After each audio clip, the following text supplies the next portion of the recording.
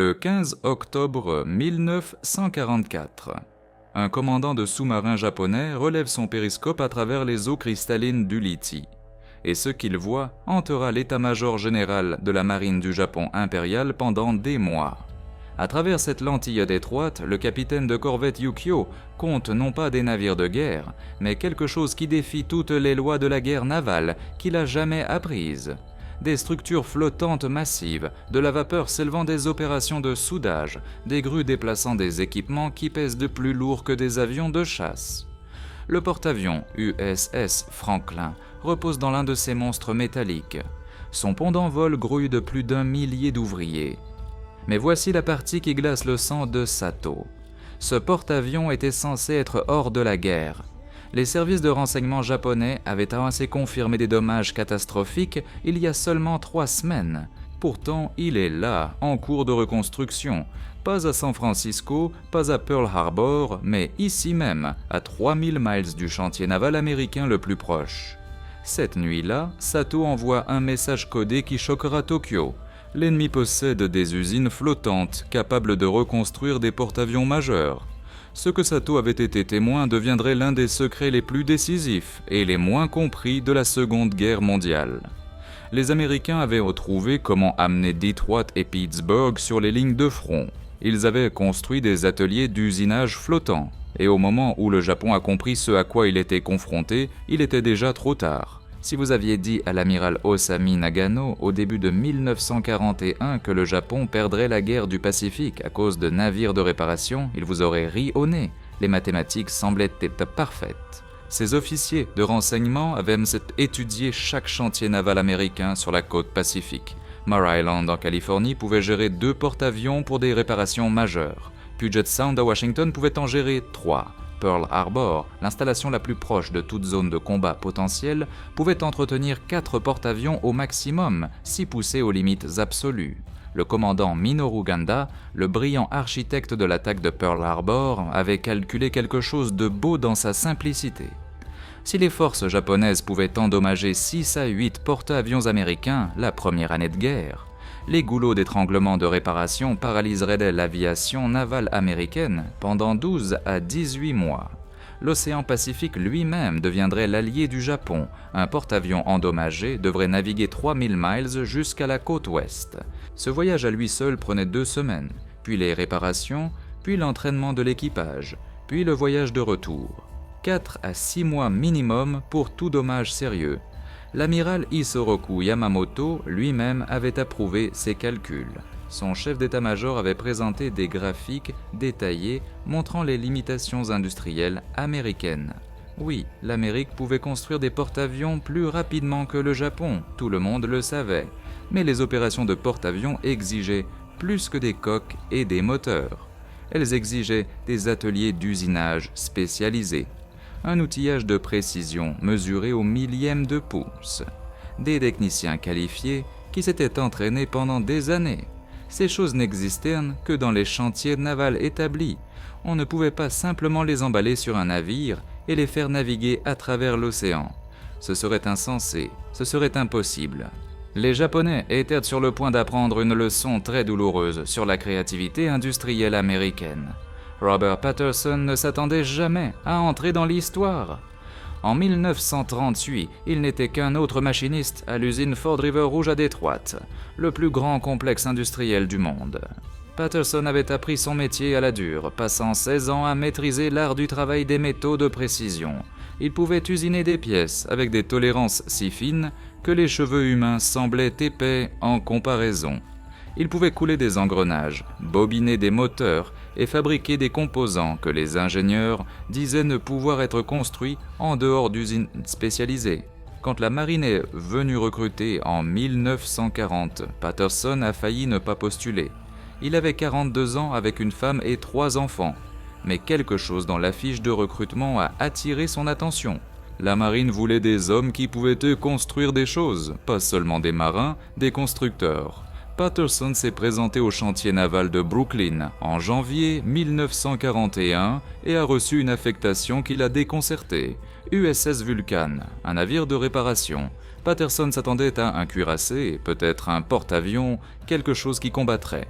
Au lieu de cela, ils l'ont envoyé sur ce qui ressemblait à une usine flottante, 625 pièces d'ateliers d'usinage, de fonderie et de laboratoires électriques. Le commandant de Patterson, le capitaine de corvette James Morrison, a rassemblé ces nouvelles recrues le premier jour avec des mots qui semblèrent presque prophétiques. « Messieurs, vous n'êtes pas ici pour combattre l'ennemi.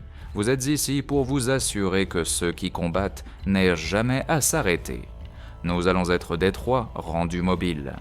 Nous allons reconstruire tout ce que la marine peut faire flotter. » Patterson a regardé autour de lui ses compagnons d'équipage, des machinistes des aciéries de Pittsburgh, des électriciens des usines General Electric, des métallurgistes des usines automobiles.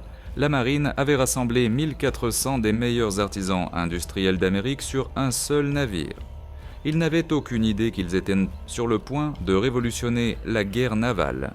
Le concept qui est devenu l'USS Vulcan est né d'une question simple mais révolutionnaire posée par le capitaine Samuel Robinson du bureau des navires au début de 1941. Et si nous arrêtions d'envoyer les navires endommagés aux chantiers de réparation et commencions à envoyer les chantiers de réparation aux navires endommagés, ses collègues pensaient qu'il était fou, un atelier d'usinage flottant capable de reconstruction majeure de navires de guerre. Les spécifications à elles seules semblaient impossibles. Il faudrait des tours capables de tourner des arbres d'hélice de 40 pieds de long, des fonderies qui pourraient s'encouler des composants pesant plusieurs tonnes, des ateliers électriques équipés pour rebobiner des moteurs assez massifs pour alimenter les ascenseurs d'un porte-avions. Des machines-outils avec une précision mesurée en millionièmes de pouce. Tout cela devait fonctionner en flottant sur l'océan, tanguer et rouler avec les vagues exposées à l'air salin qui corrodait tout ce qu'il touchait. Le bureau d'ingénierie de la marine a rejeté la proposition initiale. Trop ambitieux, ont-ils écrit sur le dossier, techniquement irréalisable, d'un coût prohibitif. Robinson a refusé d'abandonner. Il a assemblé une équipe d'ingénieurs civils et a présenté des spécifications révisées. L'atelier d'usinage flottant transporterait plus de capacité de fabrication que certaines nations entières n'en possédaient. Son équipage comprendrait non pas des marins ordinaires, mais des artisans industriels recrutés directement dans les usines américaines. Il transporterait des dessins techniques pour chaque classe majeure de navires de guerre américains, lui permettant de fabriquer des pièces de rechange sans référence au département d'ingénierie basé à terre. Il serait en effet la civilisation industrielle américaine rendue portable. Le bureau a approuvé la conception en mars 1941. L'USS Vulcan a été mise en service 3 mois avant Pearl Harbor. Son premier commandant a capturé la mission sans précédent du navire dans son discours de mise en service. Nous transportons dans cette coque la capacité de production d'une grande ville américaine. Nous prouverons que la géographie n'est pas un obstacle à la puissance industrielle américaine. Personne ne riait plus. Le premier test est venu plus tôt que quiconque ne s'y attendait, octobre 1942. Les eaux autour de Guadalcanal étaient devenues un cimetière pour les navires de guerre américains. Les cuirassés japonais Kongo et Haruna avaient bombardé Henderson Field le 13 octobre, détruisant ce qui semblait être toute la capacité aérienne américaine dans les îles Salomon. La reconnaissance japonaise a confirmé la dévastation. Avions réduits en épaves brûlantes, dépôts de carburant détruits, pistes criblées de cratères au-delà de toute utilisation. Le quartier général impérial à Tokyo a autorisé des annonces de célébration.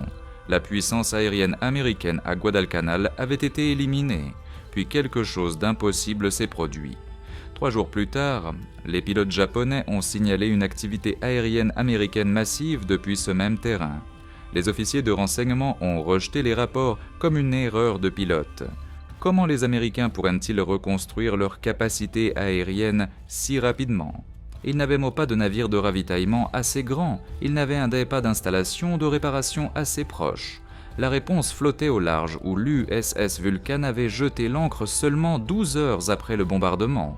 Robert Patterson et ses collègues machinistes ont travaillé 72 heures consécutives à fabriquer des pièces de rechange pour les avions endommagés. Les fonderies du Vulcan ont coulé de nouveaux blocs moteurs, pendant que les obus tombaient encore au loin. Ces ateliers électriques ont rebobiné des moteurs grillés. Ces machinistes de précision ont fabriqué des surfaces de contrôle et des composants de trains d'atterrissage à partir de stocks d'aluminium brut. Patterson a décrit plus tard ces 3 jours comme les plus épuisants et exaltants de sa vie. Nous avons fabriqué des pièces qui prenaient normalement des semaines à fabriquer dans les installations à terre. Nous avons improvisé, nous nous sommes adaptés. Nous avons travaillé jusqu'à ce que nos mains saignent, et puis nous avons travaillé encore plus. Au moment où nous avons terminé, des avions qui auraient dû être de la ferraille volaient des missions de combat. Les Japonais n'ont jamais compris ce qui s'était passé. Leurs renseignements évaluaient les capacités de réparation américaines en fonction des installations à terre et des chaînes d'approvisionnement traditionnelles. Ils n'avaient pas imaginé que les Américains amèneraient l'usine sur le champ de bataille. La véritable démonstration de la capacité des ateliers d'usinage flottants est venue le 26 octobre 1942, lorsque des avions japonais ont endommagé le porte-avions USS Enterprise lors de la bataille des îles Santa Cruz. Plusieurs impacts de bombes avaient déchiré son pont d'envol et dévasté ses systèmes d'ascenseurs. Le capitaine Tadashi Nakajima, observant depuis le porte-avions japonais Shokaku, a calculé qu'Enterprise nécessiterait 6 mois minimum pour les réparations. La doctrine standard indiquait que les dommages aux ascenseurs exigeaient des installations de cale sèche et un équipement de levage spécialisé disponible uniquement à Pearl Harbor ou sur la côte ouest. Le renseignement japonais a radié Enterprise comme éliminé de la guerre du Pacifique pendant au moins 6 mois. 28 jours plus tard, Enterprise est réapparu au combat lors de la bataille navale de Guadalcanal. Ses ascenseurs fonctionnaient parfaitement. Son pont d'envol ne montrait aucune preuve de dommages antérieurs. Il a lancé des avions qui ont détruit un cuirassé japonais. Nakajima passerait des années à essayer de comprendre ce qui s'était passé.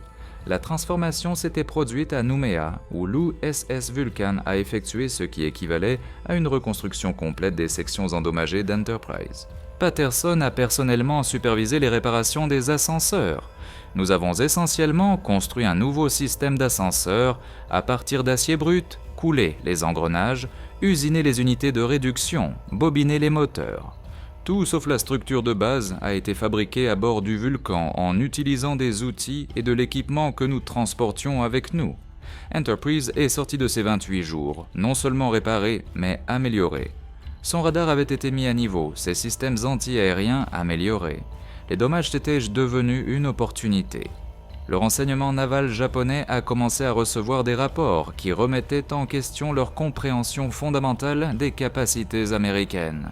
Un croiseur observé à Espiritu Santo avec des dommages catastrophiques à la proue est retourné au combat en 3 semaines. Un destroyer avec toute sa section avant soufflée est réapparu en 14 jours avec ce qui ressemblait à une proue complètement neuve. Roger. Des porte-avions subissant des dommages qui auraient dû les retirer de la guerre pendant des mois revenaient en semaines. Le vice-amiral Chuichi Nagumo, le héros de Pearl Harbor, a examiné ces rapports avec une inquiétude croissante. Son état-major ne pouvait pas expliquer les observations. L'analyse de renseignements traditionnelle supposait des délais de réparation basés sur les capacités des installations à terre. Quelque chose n'allait pas avec leurs calculs. La percée dans la compréhension est devenue du commandant de sous-marin Yahachi Tanabe, qui a observé le croiseur USS New Orleans en cours de reconstruction près d'Espiritu Santo. New Orleans avait perdu toute sa section de proue à cause d'une torpille japonaise. Tanabe a regardé à travers son périscope ce qui semblait être une usine flottante fabriquant une proue entièrement nouvelle pour le croiseur complet avec compartiment, support d'armes et installation pour l'équipage. Son rapport a atteint le quartier général de l'amiral Yamamoto en quelques jours. Le navire ennemi semblait construire plutôt que réparer le croiseur endommagé. Plusieurs grues fonctionnaient simultanément. Le soudage se poursuivait sur 3 niveaux. Ce n'était pas une réparation, c'était une reconstruction. Mais voici ce que les Japonais ne comprenaient pas encore. Vulcan n'était que le début. Au début de 1943, l'Amérique construisait une flotte entière de ses usines Pocom flottantes, USS Vestal, USS Ajax, USS Hector. Chacun représentait plus de capacité de fabrication qu'il n'en existait dans les bases industrielles entières de certaines nations. Et les Américains ne faisaient que commencer. La question n'était plus de savoir si les ateliers d'usinage flottant changeraient la guerre. La question était de savoir si le Japon pouvait survivre à ce qui arrivait. Dans la deuxième partie, nous verrons comment ces usines flottantes ont permis aux forces américaines de réaliser quelque chose qui semblait impossible. Un tempo opérationnel que les défenseurs japonais ne pouvaient tout simplement pas égaler. Nous serons témoins de sous-marins japonais recevant des ordres désespérés de couler des navires de réparation plutôt que des navires de combat parce que détruire un atelier d'usinage flottant ferait plus de mal à l'Amérique que de couler 10 navires de guerre. Nous apprendrons comment le maître principal Patterson et ses collègues artisans ont reconstruit des porte-avions que les pilotes japonais avaient déjà célébré avoir détruits. Et nous verrons le moment où les amiraux du Japon ont finalement compris qu'ils ne combattaient pas la marine américaine. Ils combattaient l'industrie américaine elle-même, rendue mobile et amenée directement à leur porte. La guerre avait changé, mais les Japonais ne savaient pas encore à quel point. Dans la première partie, nous avons regardé le maître principal, Robert Patterson, et son équipage à bord de l'USS Vulcan réaliser quelque chose que les Japonais pensaient impossible. Ils ont reconstruit le porte-avions Enterprise en 28 jours. Ils ont restauré la puissance aérienne de Henderson Field en 72 heures. Ils ont prouvé que la puissance industrielle américaine pouvait être rendue portable. Mais prouver un concept et convaincre l'establishment militaire sont deux choses très différentes. Voici une statistique qui devrait vous déranger. Au début de 1943, malgré le succès du Vulcan, 73% des navires de guerre américains endommagés étaient encore renvoyés sur la côte ouest pour réparation. Le programme d'atelier d'usinage flottant restait une expérience, une curiosité, quelque chose qui fonctionnait en théorie, mais n'avait pas gagné la confiance des amiraux qui avaient d'amener des guerres de manière traditionnelle pendant des décennies. Et pendant que les bureaucrates américains débattaient, les sous-marins japonais coulaient en moyenne 4 navires alliés par semaine dans le Pacifique. Le temps pressait, des vies étaient perdues, et la solution même qui pouvait les sauver restait ancrée à Nouméa en attendant la permission de se prouver à nouveau. C'est l'histoire de comment Robert Patterson a mené une guerre dans la guerre et comment un amiral têtu a failli tout coûter à l'Amérique. Le vice-amiral Robert Gormley commandait la zone du Pacifique Sud depuis juin 1942. Il était de la vieille marine jusqu'au bout. Annapolis Promotion de 1906. 40 ans de service construit sur la tradition, la hiérarchie et faire les choses selon les règles. Quand les rapports du succès du Vulcan ont atteint son quartier général, la réponse de Gormley n'a pas été la célébration, c'était la suspicion. L'amiral a convoqué le capitaine de corvette James Morrison, commandant du Vulcan, à son navire amiral le 3 novembre 1942. Patterson a accompagné Morrison en tant qu'expert technique principal enrôlé du navire. Ce qui a suivi a été l'une des confrontations les plus lourdes de conséquences de la guerre du Pacifique. Gormley était assis derrière son bureau, les rapports étalés devant lui comme des preuves d'un crime. Commandant, ces délais de réparation que vous prétendez ne sont tout simplement pas crédibles. Enterprise reconstruit en 4 semaines. Ce n'est pas une réparation. C'est soit de l'exagération, soit de l'imprudence. Morrison a gardé sa voix stable. Amiral, je peux fournir une documentation pour chaque composant fabriqué et installé. Le chef Patterson ici a supervisé personnellement la reconstruction des ascenseurs. Gormley a tourné son regard froid vers Patterson, un homme enrôlé effectuant un travail qui devrait nécessiter un chantier naval. Et vous vous attendez à ce que je mise la disponibilité de ma flotte là-dessus. Patterson a senti sa mâchoire se serrer, mais a gardé son sang-froid. Monsieur, avec tout le respect, Enterprise mène actuellement des opérations de combat. Ces ascenseurs fonctionnent mieux qu'avant les dommages. Le travail parle de lui-même. La réponse de l'amiral a coupé comme une lame. Le travail parle de raccourci et d'improvisation. Quand l'une de vos réparations bricolées échoue au combat et que des marins meurent, qui répond de cela? Vous, votre commandant ou moi? La réunion s'est terminée par le verdict de Gormley. Vulcan continuerait des opérations de réparation limitées, mais tous les travaux majeurs nécessiteraient toujours un transport vers Pearl Harbor ou le continent. Le programme d'atelier d'usinage flottant ne s'étendrait pas. Patterson est sorti de cette réunion en comprenant quelque chose de terrible. Ils avaient gagné la bataille contre les bombes japonaises. Maintenant, ils devaient se gagner la bataille contre la bureaucratie américaine et ils étaient en train de perdre. Mais Patterson a trouvé un allié inattendu dans l'endroit le plus improbable. Le capitaine Edward Cochrane servait comme représentant du bureau des navires dans le Pacifique Sud. Contrairement à Gormley, Cochrane avait passé sa carrière dans l'ingénierie plutôt que le commandement. Il comprenait les machines. Plus important encore, il comprenait ce que les machines pouvaient devenir. Cochrane avait examiné les rapports techniques du Vulcan avec une excitation croissante. Les analyses métallurgiques, les mesures de précision, l'innovation sous pression. Ce n'était pas du bricolage, c'était le génie de l'ingénierie américaine opérant à la pointe extrême du possible. Il a recherché Patterson 3 jours après la réunion désastreuse avec Gormley. « Chef, j'ai lu chaque rapport que votre équipe a déposé. Le travail que vous avez fait sur Enterprise n'était pas seulement adéquat, il était supérieur aux spécifications de construction d'origine. » Patterson s'est permis un rire amer. « Dites ça à l'amiral. » Cochrane s'est penché en avant avec intensité dans les yeux. « J'ai l'intention de le faire, mais j'ai besoin de plus que des rapports. J'ai besoin d'une démonstration que personne ne peut rejeter, quelque chose de si spectaculaire que même Gormley ne peut l'ignorer. Et si je pouvais vous obtenir un essai officiel, documentation complète, observateur naval, un navire avec des dommages si graves que les méthodes traditionnelles le radieraient et 30 jours pour prouver l'impossible. » Patterson a considéré l'offre, le risque était énorme.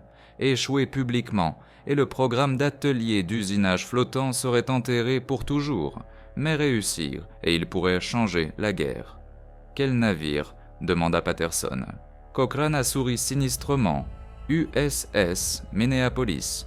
Elle a pris une torpille à Tassafaronga, perdu 40 pieds de sa proue. L'estimation actuelle pour les réparations est de 8 mois à Mare Island. Je propose que vous le fassiez en 30 jours à Tulagi. Ce n'est pas un travail de réparation, c'est construire un nouveau navire. » « Exactement, » répondit Cochrane. « C'est exactement ce que nous devons prouver. L'essai officiel a commencé le 15 décembre 1942. Minneapolis était ancré à Tulagi, sa proue, un cauchemar tordu d'acier déchiré. La torpille avait explosé directement sous sa tourelle avant, oblitérant tout ce qui était en avant du cadre 67. Les compartiments qui abritaient autrefois des marins étaient maintenant des blessures ouvertes exposées au Pacifique. L'amiral Gormley avait envoyé 3 observateurs. Leurs ordres étaient explicites. Documenter tout, signaler tout écart par rapport à la procédure appropriée. Trouver des raisons de fermer cela. Patterson a rassemblé son équipe sur le pont d'usinage du Vulcan à 4 heures. Autour de lui se tenaient 200 des meilleurs artisans industriels que l'Amérique ait jamais produits. Des machinistes de Détroit, des soudeurs de Pittsburgh, des électriciens de Schenectady, des hommes qui avaient construit les machines qui ont construit la nation. Messieurs, Patterson s'est adressé à eux. Nous avons 30 jours pour construire une nouvelle proue pour un croiseur lourd. C'est 40 pieds de structure de coque, 16 compartiments étanches, 6 supports d'armes, 80 000 livres d'acier qui doivent être fabriqués, façonnés et installés pendant que nous sommes assis dans un mouillage que les sous-marins japonais visitent régulièrement. La marine dit que cela ne peut pas être fait en dehors d'un chantier naval. Nous allons leur prouver qu'ils ont tort. Le premier jour s'est concentré sur l'évaluation. Patterson a personnellement rampé à travers les sections endommagées de Minneapolis, cartographiant exactement ce qui devait être remplacé. La destruction était pire que les rapports ne l'indiquaient. Le cadre 63 s'était déformé. La quille montrait des fractures de contrainte s'étendant 20 pieds au-delà des dommages visibles. La doctrine de réparation traditionnelle condamnerait le navire. Patterson a vu une opportunité. Le 3e jour apporta la première crise. La fonderie de Vulcan tenta de couler l'extension principale de la quille, un composant pesant 12 000 livres. La première coulée échoua. Le métal cristallisa incorrectement. Les observateurs de Gormley notèrent l'échec avec une satisfaction à peine dissimulée. Patterson ordonna que la coulée ratée soit décomposée et refondue. Ces métallurgistes analysèrent à l'échec et ajustèrent la composition de l'alliage. La 2e coulée du 5e jour réussit. La coulée dépassa les spécifications originales de 15% en résistance à la traction. Les jours 8 à 14 virent ainsi la structure de la proue prendre forme. Les grues de Vulcan travaillèrent jour et nuit. positionnant des sections préfabriquées manufacturées dans les ateliers du navire. Les soudeurs travaillaient par équipe sans jamais s'arrêter, la lumière bleue de leurs chalumeaux visible à des kilomètres. Des avions de reconnaissance japonais repérèrent l'activité. Le 11e jour, Patterson reçut un avertissement d'une possible attaque aérienne et prit une décision qui choqua tout le monde. Il refusa d'arrêter le travail. « Nous arrêtons et ils nous bombardent quand même. Nous continuons à travailler et peut-être finirons-nous avant qu'ils n'arrivent. » L'attaque ne vint jamais, mais le message se répandit dans les deux flottes. Les Américains faisaient quelque chose à Toulaji qu'ils considéraient valoir la peine de mourir. Le 17e jour apporta le rapport intérimaire des observateurs. À leur frustration visible, ils ne purent trouver aucune violation procédurale. Chaque soudure respectait les spécifications de la marine. Chaque composant passait l'inspection. L'équipe de Patterson ne prenait pas de raccourcis. Ils travaillaient simplement avec une efficacité que la bureaucratie en temps de paix n'avait jamais imaginé possible. La structure de la proue était complète à 60%. Les estimations traditionnelles des chantiers navals disaient que cette phase seule devrait prendre 4 mois. Le 22e jour, Patterson fit face à son plus grand défi. Les systèmes de contrôle de tir avant nécessitaient un équipement de calibrage que Vulcan ne transportait pas. La procédure standard exigeait que le navire retourne dans une installation majeure. Patterson improvisa. Ses électriciens firent de l'ingénierie inverse du processus de calibrage en utilisant des oscilloscopes et des outils de mesure conçus à d'autres fins. Ils créèrent un protocole de test à partir des premiers principes, documentèrent chaque étape et obtinrent une précision de calibrage à 0,3% des spécifications d'usine. Les observateurs cessèrent de prendre des notes pour simplement regarder avec étonnement. 28e jour. La nouvelle proue était structurellement complète. Les tests d'étanchéité ne montrèrent aucune fuite. Les supports d'armes avaient été installés et alignés. Minneapolis ressemblait à un navire qui n'avait jamais été endommagé. Mais Patterson n'était pas satisfait. « Nous avons 2 jours restants, rendons-la meilleure qu'elle ne l'était. » Son équipe passa les 48 dernières heures à installer des systèmes radars améliorés qui venaient d'arriver des États. Ils renforcèrent les systèmes de manutention des munitions sur la base des leçons, tirées d'autres impacts de torpilles. Ils améliorèrent le drainage dans les compartiments avant pour augmenter la survivabilité contre de futures attaques. 30e jour, 15 décembre 1942. L'observateur en chef de l'amiral Gormley, le capitaine William Henderson, effectua l'inspection finale. Il passa 6 heures à examiner chaque soudure, chaque système, chaque composant. Patterson le regarda travailler, attendant le verdict qui déterminerait l'avenir du programme. Henderson émergea des compartiments avant avec une expression que Patterson ne put déchiffrer. « Chef, dit-il lentement, en 40 ans de service naval, je n'ai jamais rien vu de tel. Vous n'avez pas simplement réparé Minneapolis, vous l'avez amélioré. Sa structure de proue est plus solide que la construction originale. Ses systèmes sont plus performants. Si je n'avais pas vu cela se produire, je ne croirais pas que c'était possible. » Patterson se permit de respirer. « Cela signifie-t-il que... » Henderson le coupa. « Cela signifie que je recommande l'expansion immédiate du programme d'ateliers mécaniques flottants, l'autorisation complète pour les réparations majeures, l'allocation prioritaire des ressources. » Il marqua une pause et quelque chose comme de l'émerveillement entra dans sa voix. « Vous venez de construire 40 pieds de croiseurs lourds en 30 jours. Toute notre compréhension de la logistique navale vient de devenir obsolète. L'essai de Minneapolis changea tout. » En 6 semaines, l'amiral Gormley avait été remplacé par le plus agressif William Halsey. Halsey lut le rapport de Henderson et saisit immédiatement ses implications. Si l'équipe de Patterson pouvait reconstruire une proue de croiseur en 30 jours, que pouvait-il faire d'autre? L'expansion fut explosive. Vulcan reçut l'autorisation pour des réparations majeures illimitées. 2 ateliers mécaniques flottants supplémentaires, USS Vestal et USS Hector, furent envoyés d'urgence dans le Pacifique. Patterson se retrouva promu et assigné à former des équipes de réparation à travers la flotte. Mais la mise en œuvre révéla de nouveaux défis. Beaucoup de capitaines de navires ne faisaient pas confiance aux réparations flottantes. Ils avaient passé leur carrière à croire que des dommages sérieux signifiaient des mois dans un vrai chantier naval. Changer cette mentalité nécessitait plus que des ordres, cela nécessitait une démonstration. Patterson voyagea de mouillage en mouillage, supervisant personnellement des réparations qui prouvèrent le concept encore et encore. Un destroyer avec toute sa poupe arrachée, reconstruite en 18 jours. Un sous-marin avec des brèches de coque qui auraient dû être fatales, restauré à la capacité de combat en 3 semaines. Chaque succès créait des convertis. Chaque converti répandait l'évangile de ce qui était possible. Les Japonais remarquèrent. En mars 1943, leurs analystes du renseignement rapportaient quelque chose de troublant. Les navires américains retournaient au combat bien plus rapidement que les calculs ne le prédisaient. Des navires observés avec des dommages sévères réapparaissaient en semaines, pas en mois. Les Américains semblent régénérer leur flotte comme une sorte d'hydre industrielle. Le vice-amiral Junichi Kusaka examina ces rapports avec une alarme croissante.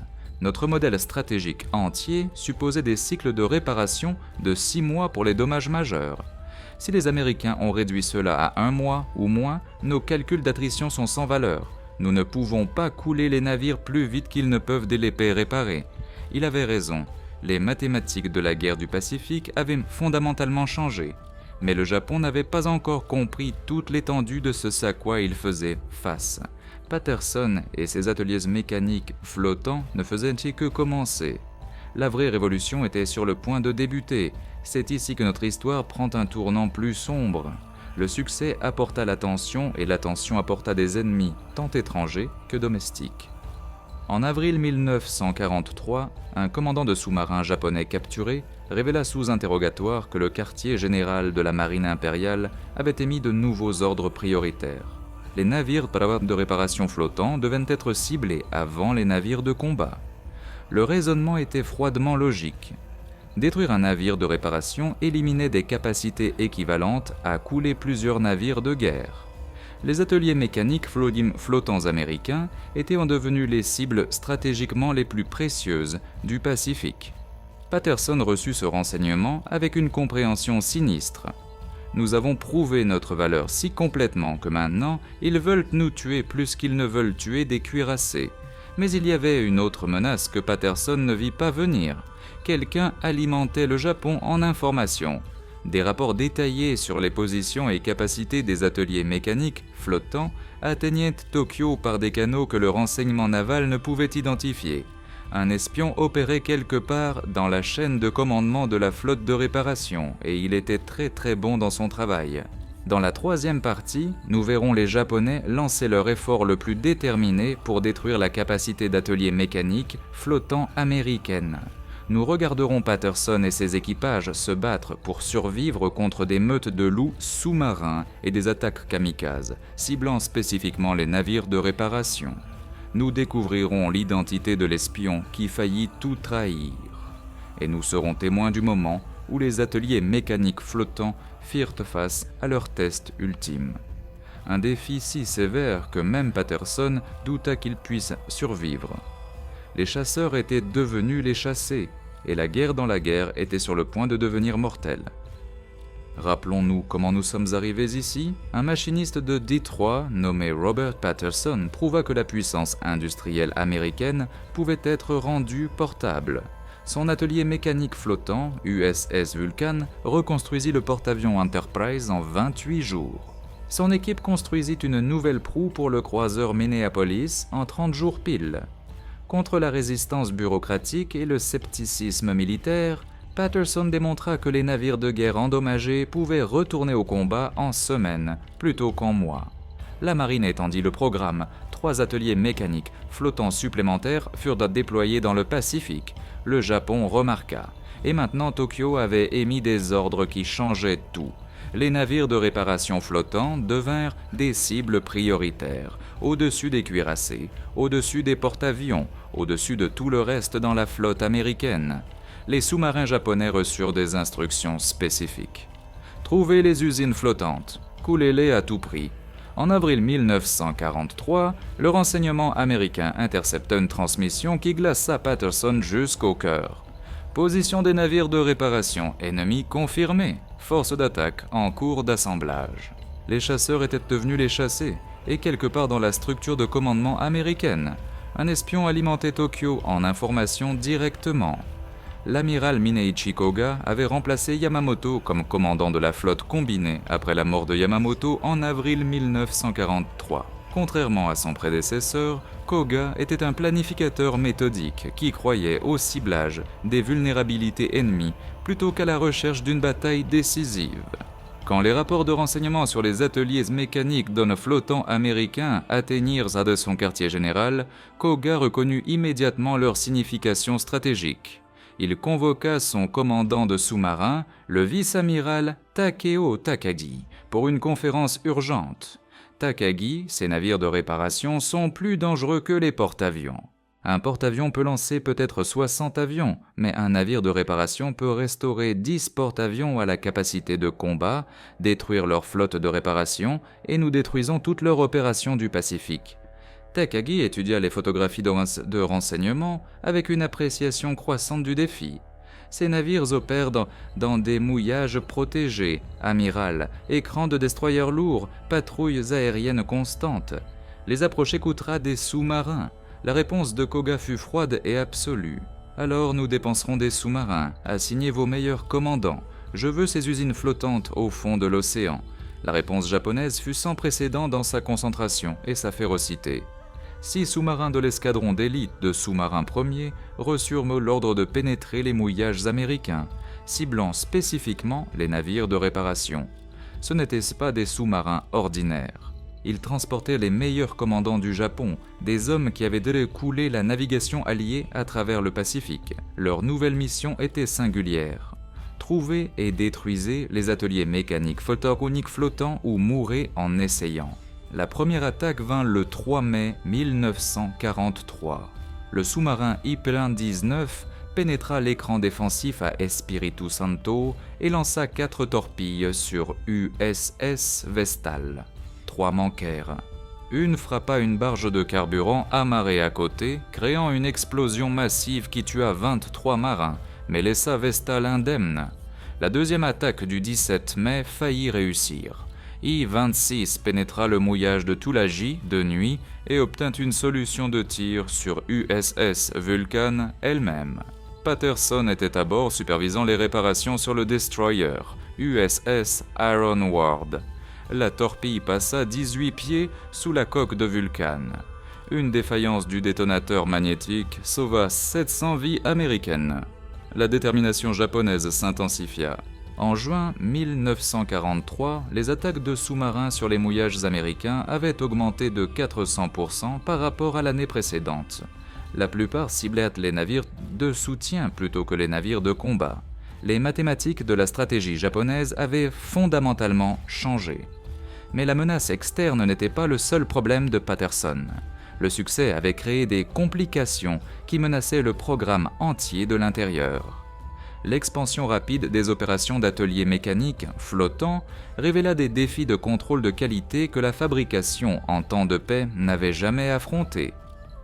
En juillet 1943, un arbre d'hélice fabriqué à bord d'USS Hector échoua catastrophiquement pendant les essais en mer sur le croiseur USS Honolulu.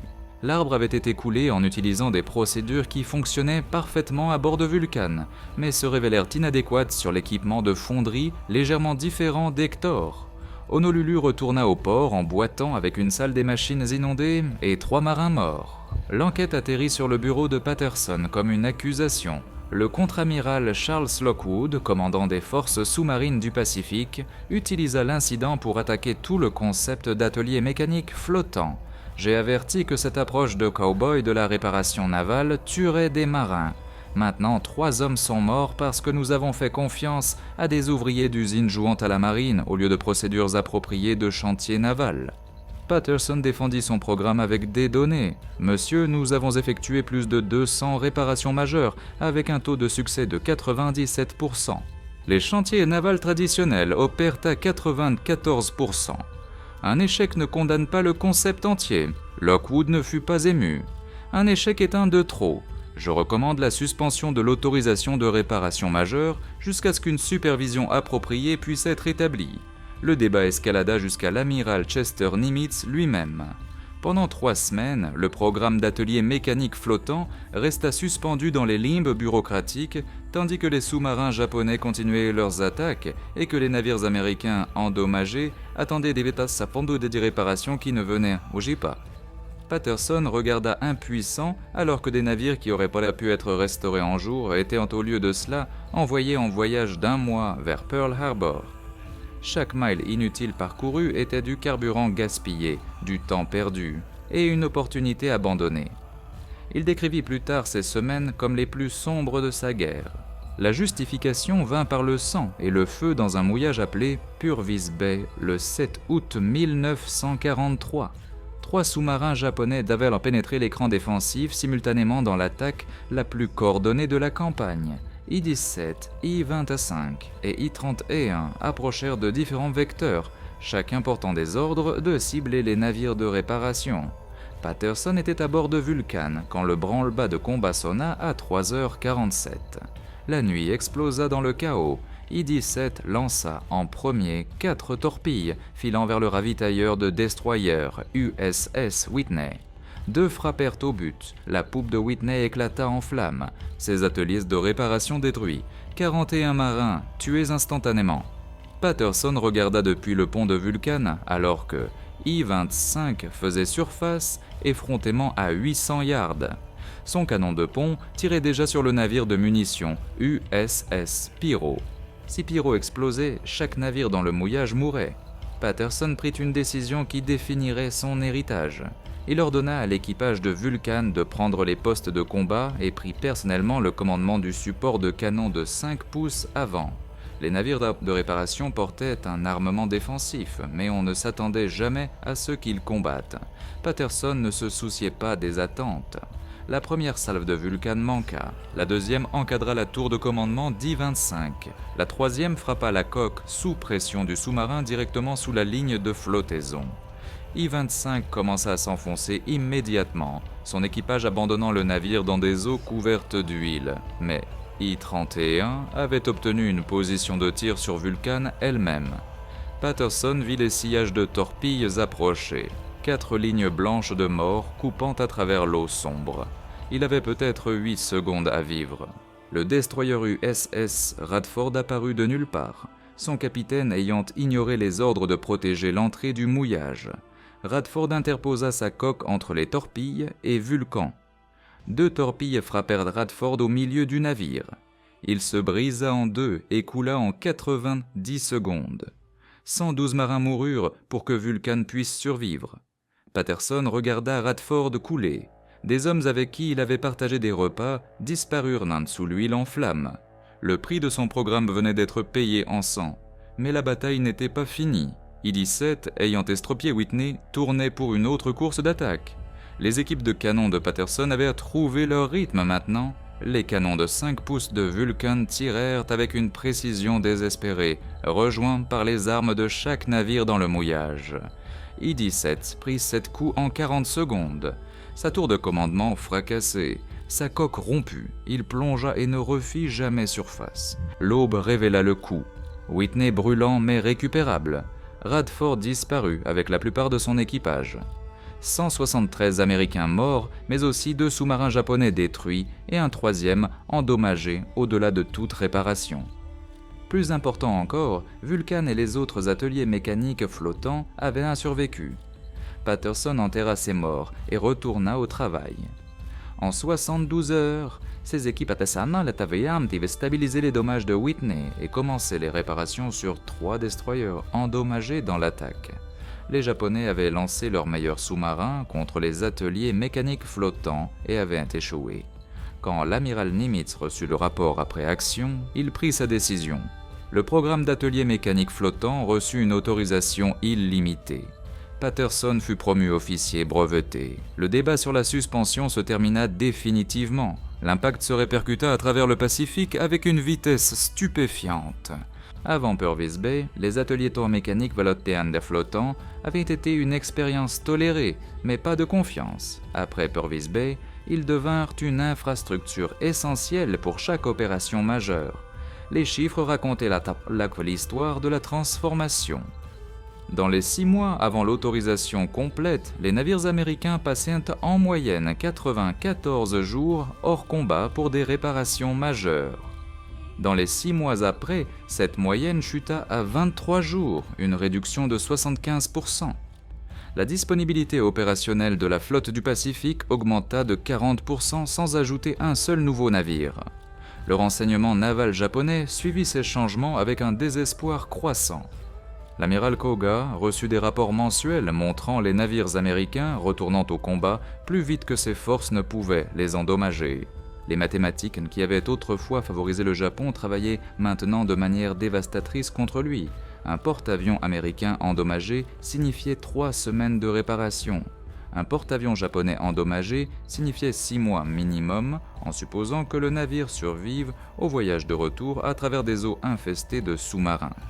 Les implications stratégiques devinrent claires pendant l'opération galvanique, l'invasion de Tarawa en novembre 1943. Les attaques kamikazes et le feu de batterie côtière endommagèrent 11 navires américains pendant l'assaut. Sous la doctrine préatelier mécanique flottant, ces navires auraient nécessité un retrait vers Pearl Harbor, affaiblissant la flotte pendant des mois.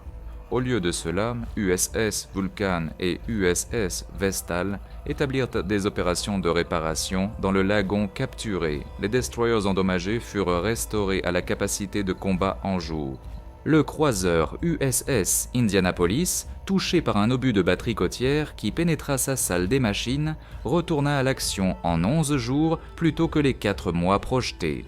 L'amiral Raymond Spruance, commandant la force du Pacifique central, écrivit dans son rapport après action des mots qui capturèrent la révolution. Les ateliers des mécaniques flottants ont éliminé la distance comme facteur dans les opérations du Pacifique. Nous transportons maintenant notre base industrielle avec nous. L'ennemi ne peut pas nous endommager plus vite que nous ne pouvons guérir. Les commandants japonais atteignirent des conclusions similaires avec des émotions opposées. Le capitaine Toshikazu Omae, officier des opérations pour la flotte combinée, témoigna plus tard de la reconnaissance japonaise de l'impact de l'atelier mécanique flottant. Nous avons compris à la fin de 1943 que la guerre avait fondamentalement changé. Les capacités de réparation américaines rendaient à la guerre d'attrition impossible. Chaque navire que nous endommagions revenait plus fort. Chaque victoire était temporaire.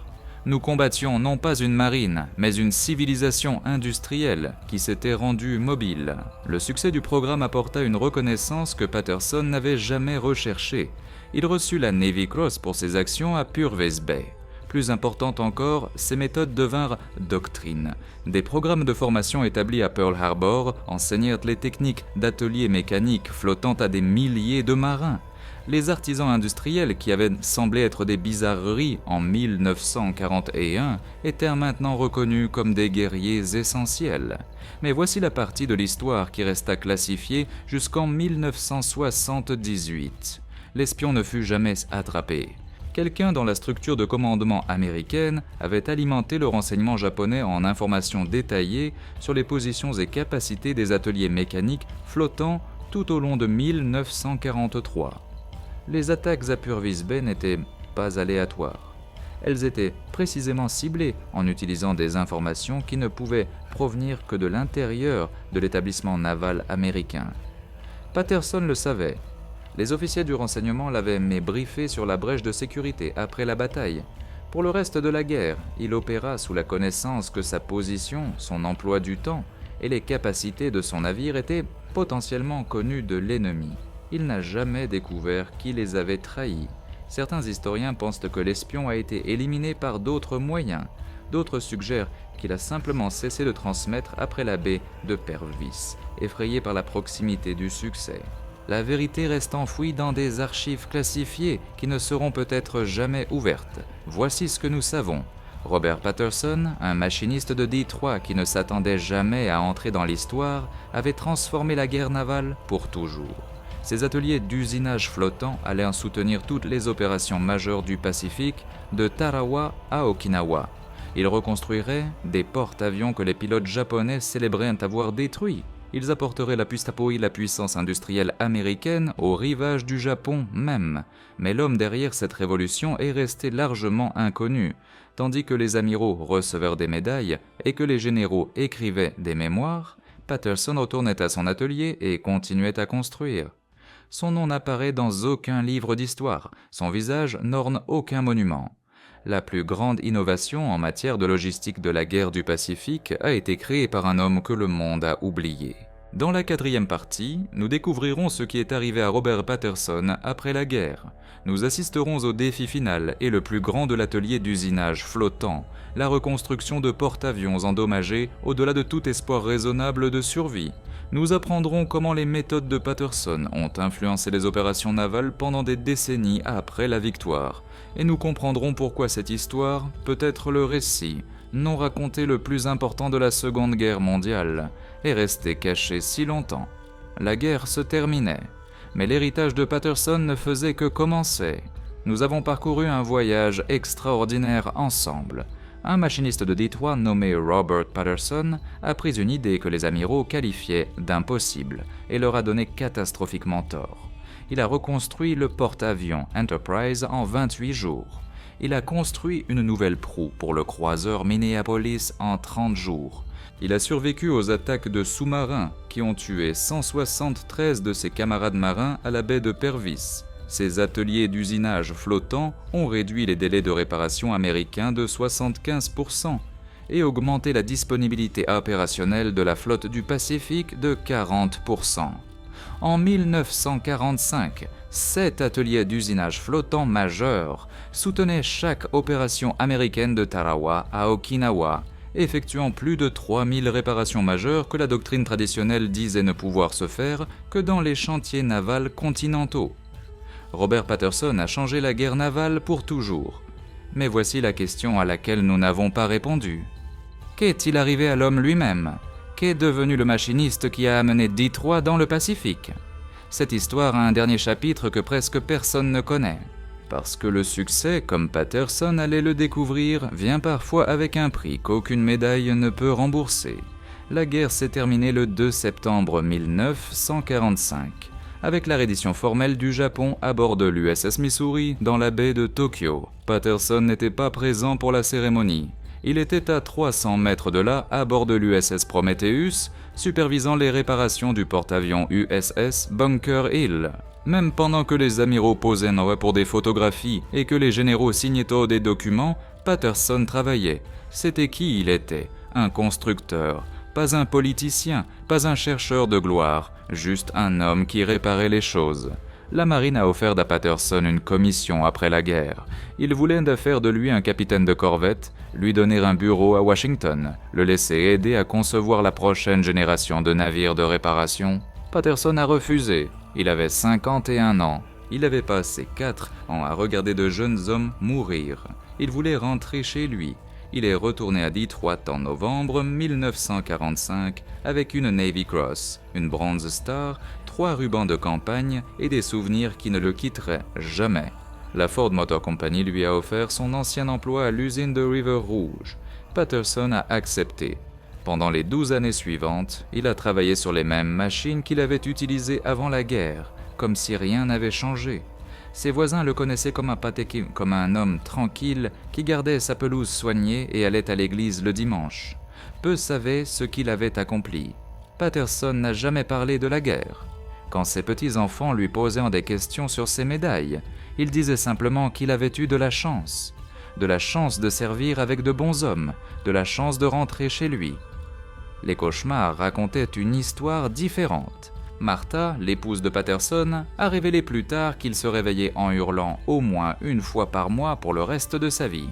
Toujours le même rêve, le destroyer Radford se brisant en deux, des hommes brûlant dans l'eau recouverte de pétrole, le prix de la survie de Vulcan payé dans le sang qu'il ne pourrait jamais oublier. L'homme qui s'était moqué des idées de Patterson a connu un sort différent. L'amiral Robert Gormley, qui avait tenté de fermer le programme d'atelier d'usinage flottant, a été discrètement mis à la retraite en 1946. Son dossier officiel ne mentionnait pas son opposition à l'innovation qui a aidé à gagner la guerre du Pacifique. Le contre-amiral Charles Lockwood, qui avait blâmé Patterson pour la défaillance de l'arbre d'hélice du Honolulu, a écrit des mémoires après la guerre qui louaient les opérations de sous-marins américains sans mentionner une seule fois les ateliers d'usinage flottant qui maintenaient ces sous-marins en fonctionnement. L'histoire, Patterson l'a appris, appartenait à ceux qui l'écrivaient, et les machinistes écrivaient rarement des mémoires. Mais le véritable héritage de Patterson n'a jamais concerné les médailles ou la reconnaissance. Il concernait ce qui s'est passé ensuite. Le concept d'atelier d'usinage flottant ne s'est pas terminé avec la Seconde Guerre mondiale. Il a évolué en quelque chose de bien plus puissant. La guerre de Corée a commencé en juin 1950 et les commandants navals américains ont immédiatement déployé des navires de réparation basés sur les conceptions de Patterson. L'USS Jason et l'USS Hector ont fourni un soutien industriel mobile qui a maintenu la 7e flotte opérationnelle pendant 3 ans de combat. Les leçons apprises à bord du Vulcan en 1942 ont sauvé des vies à Incheon en 1950. Le Vietnam a apporté un raffinement supplémentaire. Les ateliers d'usinage flottant ont soutenu les opérations fluviales dans le delta du Mékong, fournissant des capacités de réparation dans des environnements qui rendaient la logistique traditionnelle impossible. Les principes que Patterson a été le pionnier, la capacité industrielle mobile, la fabrication de précision dans des conditions de combat, l'amélioration continue grâce à l'expérience sur le terrain sont devenus la doctrine standard pour toutes les puissances navales sur Terre. L'Union soviétique a étudié les renseignements allemands capturés sur les ateliers d'usinage flottant américains et a construit ses propres versions. La Royal Navy britannique a adopté le concept pour les opérations de la guerre des Malouines en 1982, réparant des navires endommagés dans les mouillages de l'Atlantique Sud en utilisant des techniques que Patterson aurait reconnues immédiatement. Aujourd'hui, la marine des États-Unis exploite une flotte de ravitailleurs, de sous-marins et de ravitailleurs, de destroyers qui retracent leur lignée directement à l'USS Vulcan. Le navire de réparation expéditionnaire moderne, USS Frank Cable, mis en service en 1979, est toujours opérationnel, possède des capacités de fabrication dont Patterson n'aurait pu que rêver. Des machines-outils contrôlées par ordinateur, l'impression tridimensionnelle, l'analyse métallurgique avancée. Mais le concept fondamental reste inchangé. Amener l'usine à la flotte. Ne laissez jamais la distance déterminer le destin. Les chiffres racontent l'histoire de l'impact de Patterson à travers 8 décennies d'opérations navales. Pendant la Seconde Guerre mondiale seulement, les ateliers d'usinage flottant ont effectué 3200 réparations majeures et fabriqué plus de 40 000 composants de précision. Les estimations conservatrices suggèrent que ces opérations ont économisé au moins 400 000 jours, hommes de temps de transit, qui auraient autrement été passés à naviguer des navires endommagés vers des installations continentales, traduits en efficacité au combat. Les ateliers d'usinage flottant ont ajouté l'équivalent de 20 navires de guerre supplémentaires aux opérations de la flotte du Pacifique sans construire une seule nouvelle coque. Après la guerre, le concept s'est étendu aux applications civiles. Les plateformes pétrolières offshore ont adopté des capacités de réparation et de fabrication flottantes basées sur des conceptions navales. Les stations de recherche antarctiques utilisent des ateliers d'usinage mobile dérivés des principes de Patterson. Même les premières opérations de récupération de vaisseaux spatiaux de la NASA ont incorporé des leçons apprises des navires de réparation de la guerre du Pacifique. L'influence s'étend au-delà de l'ingénierie dans la théorie de la gestion. Les écoles de commerce étudient maintenant le programme d'atelier d'usinage flottant comme une étude de cas sur l'innovation sous pression. Les méthodes de Patterson, le prototypage rapide, l'amélioration continue, l'autonomisation des travailleurs de première ligne pour résoudre les problèmes ont anticipé les principes de fabrication allégée de 40 ans. Le célèbre système de production de Toyota, qui a révolutionné l'industrie mondiale, aborde bon nombre des mêmes défis auxquels Patterson a été confronté en 1942. Comment maintenez-vous la qualité tout en augmentant la vitesse ? Comment adaptez-vous les processus standards aux conditions non standards? Comment capturez-vous et mettez-vous en œuvre les leçons apprises en temps réel? Patterson a résolu ces problèmes avec des clés et des chalumeaux de soudage. Toyota les a résolus avec la théorie organisationnelle. les idées sous-jacentes sont identiques. Mais les leçons les plus profondes de l'histoire de Patterson ne concernent pas la technologie ou la gestion. Elles concernent la nature humaine et la tension éternelle entre l'innovation et l'institution.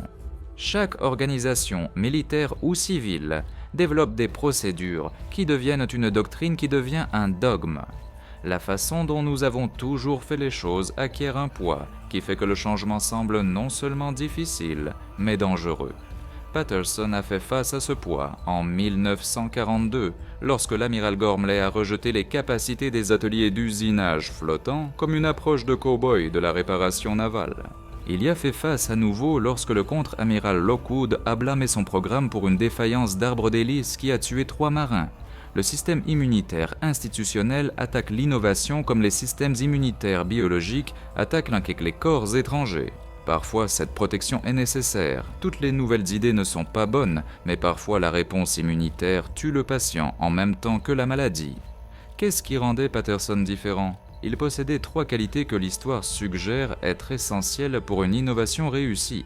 Premièrement, il possédait une compétence technique indéniable. Patterson n'était pas un théoricien proposant des concepts non testés. Il était un maître machiniste qui avait passé 16 ans à perfectionner son métier. Quand il disait que quelque chose pouvait être construit, les gens qui comprenaient la fabrication le croyaient. Deuxièmement, il a trouvé des alliés qui pouvaient naviguer dans des systèmes qu'il ne pouvait pas. Le capitaine Edward Cochrane a fourni la couverture bureaucratique qui a permis à Patterson de prouver son concept. Sans la volonté de Cochrane de risquer sa propre carrière sur l'idée d'un homme enrôlé, l'essai du Minneapolis n'aurait jamais eu lieu.